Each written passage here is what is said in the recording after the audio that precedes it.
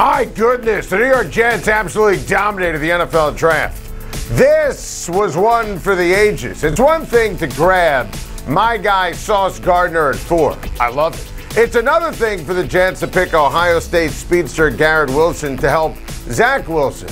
But then, to take their extra picks and trade back into the first round to pick Jermaine Johnson, well, that's how you win the NFL draft. The New York Jets left the first round last night with 3 instant impact great players. They made it about quality and winning, something we've begged from general manager Joe Douglas. Sauce was the guy at 4. After the Texans inexplicably took the second best corner with the 3rd overall pick, Sauce sitting right there for the Jets, and it's ideal. He's long and strong and sets an attitude at corner like Jalen Ramsey. I love it. New York is going to love his attitude and his star power. I am a huge Garrett Wilson fan. Now, look, I had Jameson Williams ranked number 1 at receiver, but I've been screaming on Time to Shine. The Jets need to win some games. Williams, with his injury, is going to miss half the year. So I got to stay consistent. I really dig this selection. Wilson, great player. Just a special wide receiver. He was excellent at Ohio State, but it's Johnson. It's Johnson that makes this special. I thought he was a top 10 player. My guy, Greg Cosell from NFL Films, when I had him on my SiriusXM radio show, called him his favorite defensive player in the draft. I mean, he was a star at Florida State. Won ACC Defensive Player of the Year. The sack numbers jump off the screen. And Douglas pounced when he dropped. Joe Douglas needed a great night at the office, and wow, for a change, Jets fans have to feel amazing after the first round of the NFL draft. Last night was the best day the New York Football Giants have had in 10 years. 10 years. Not hyperbole, considering they haven't won a playoff game in 10 seasons since Eli hoisted his last Lombardi trophy. And they've been literally, on record, the worst team in the NFL over the last 5 seasons. Plus, the arrogant and ignorant Dave Gettleman ran the Giants into the ground.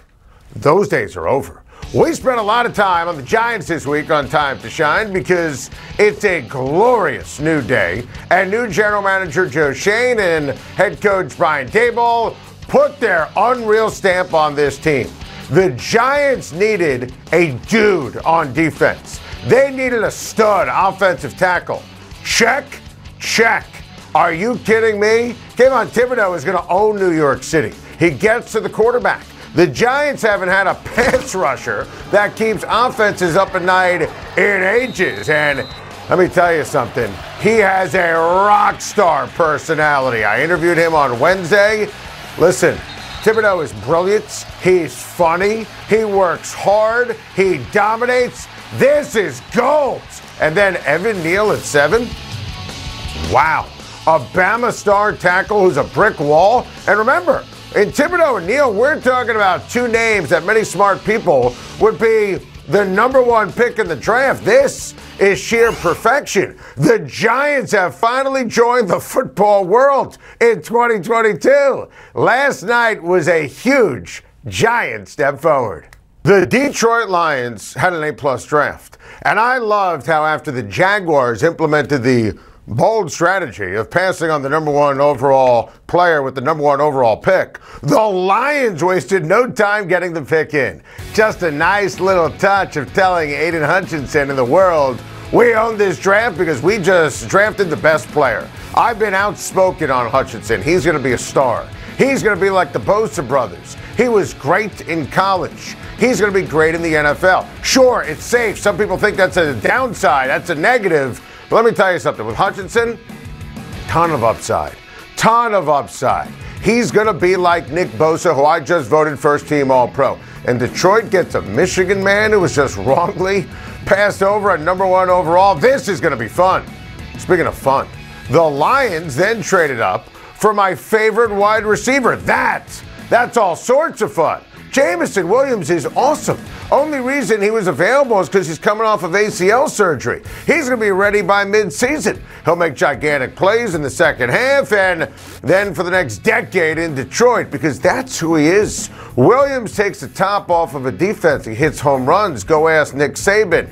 He's a big play receiver. Makes big plays for a knack for doing it when it matters. He oozes confidence and swagger, something the Detroit Lions really, really need. Normally, you see that kind of trade for a quarterback.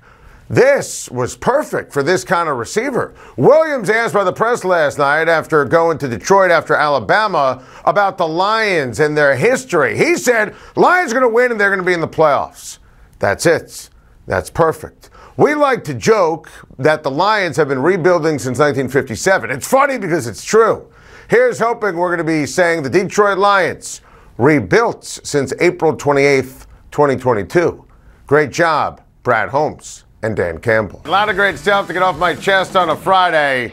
All smiles in Philadelphia. Are you kidding me? The Eagles pulled off a true stunner, acquiring my guy A.J. Brown from the Tennessee Titans and having an absolutely fantastic night at the draft. I mean, this was quiet. This was not on anyone's radar. I mean, John Robinson made the rounds saying that they weren't going to trade A.J. Brown. It was a topic on our show last week. Mike Vrabel saying the same. You know, we thought maybe Debo would get traded. That didn't happen. A.J. Brown to Philly, bam, out of nowhere. And he's a star. He's big. He's physical. He's speedy. He's going to make everybody on that team better. Oh, by the way, we spent last night talking about Jordan Davis and how he is going to be an absolute stud. He stole my move dancing right there. Jordan Davis, just in isolation, that was an unbelievable pick. Trading up in front of Baltimore, that was awesome. But how about Howie Roseman? I mean, are you kidding me? To do this under the radar with A.J. Brown, to get the contract signed, to offer him $57 million guaranteed, $100 million. What a night for the Philadelphia Eagles. This is perfect. This makes Devontae Smith better. This makes the Philadelphia Eagles have the ability this year to figure out if, in fact, Jalen Hurts is the guy. And if he's not, they'll be in the quarterback business next year. But I'll tell you something. I'm going to give myself a breath on this. But you look at this A.J. Brown pickup. It's so perfect. This is the kind of move that propels Philly not only back to the playoffs, but gives them a chance to move in front of the Dallas Cowboys to win the division. That's how amazing that move is. That is a major credit to Howie Roseman. And by the way, if you're a Tennessee Titans fan, this is an absolute disaster. The Tennessee Titans are cooked. Congrats to the Colts on winning the division. And what a night for the Philadelphia Eagles. I got to get this off my chest. The Steelers drafting Kenny Pickett is perfect. I am obsessed. I mean, we spent so much time on this possibility all fall, all winter, all spring. Kenny Pickett was on the Adam Schein podcast, and he was daydreaming. He played at Pittsburgh in college, and he wanted to play in the pros for the Pittsburgh Steelers. And Mike Tomlin quipped to the press, we spanned the globe, going to all the different pro days, finding our next quarterback, and we just had to look next door. Listen, Kenny Pickett is going to be a great NFL player. And I think that Kenny Pickett was the number one quarterback in this draft, most ready for the National Football League. And I like the Mitch Trubisky signing a lot. You know that. Mitch Trubisky is not going to make it to week one. I mean, Kenny Pickett is going to beat out Mitch Trubisky. They're going to have a quarterback competition. They draft Kenny Pickett to be the starting quarterback right now. And look, I have been a critic of the Steelers the last couple of years for not addressing the quarterback situation. I stand by that. They should have done it last year, the year before. But being fair to them, they won. They got it done. Kenny Pickett at 20 is a steal. Kenny Pickett steps in and starts right away.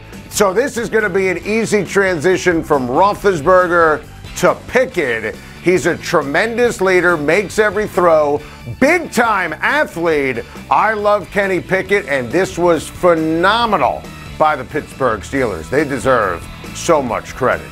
I got to get this off my chest. Another draft, another disaster from blood on your hands, Brian Gutekunst. I mean, if only anyone could have seen this coming. Oh, wait, that was me. I mean, two defensive ball players at 22 and 28. They had an extra first-round pick because of the Davante Adams deal. You know, I said yesterday on Time to Shine, yo, Goonie, there's going to be a run between 8 and 13 with the top 4 wide receivers. You need to trade up for one of them. Well, the Saints did it, and that was outstanding. The Lions did it. We talked about that earlier. That was outstanding. What are you doing? What are you doing? I mean, you had to know. And not only did you need a receiver, you needed a great receiver. One of the first 4 that are listed right there. So instead, you know, oh, we'll get Aaron Rodgers, a wide receiver in the first round finally. I mean, please, this guy Gutekunst has no idea. None. Now, I will at least confess this. I am curious to see if they draft a receiver tonight, okay? My guy, George Pickens, who I thought was the 5th, still do, best receiver in this draft out of Georgia. If the Packers get him, that's going to be great. Watch the Bears take him early in round 2 tonight. Listen, he's got, you know, some immaturity issues. Rodgers can work with that. I'm sure they're going to draft one, but the point is the Packers receiver group is dreadful. And I feel terrible for Aaron Rodgers. I feel terrible. He was talking to Pat McAfee last night, and he said he was in the loop on the plan, and I believe that, and Gutekunst let him know about it, but I just hate the plan. And Aaron Rodgers just won the MVP last year and won it the year before. It should all be about helping Aaron Rodgers win the Super Bowl. I mean, he did it in 2020 by trading up for Jordan Love instead of drafting T. Higgins or Michael Pittman. And that was insane. I mean, how you don't address the wide receiver position in the first round, it is completely idiotic, it's nonsensical, it's foolish, and it's par for the course. You had the picks. You traded Davante Adams. There's a big help wanted sign in the wide receiver room. You don't even have Adams anymore. Take the pick, trade up. We first guessed this for a month on Time to Shine. You failed, Brian Gutekunst. You always fail. That was harsh. I felt okay about it. Thank you for watching. Please like and subscribe. And don't forget to hit the bell for more videos.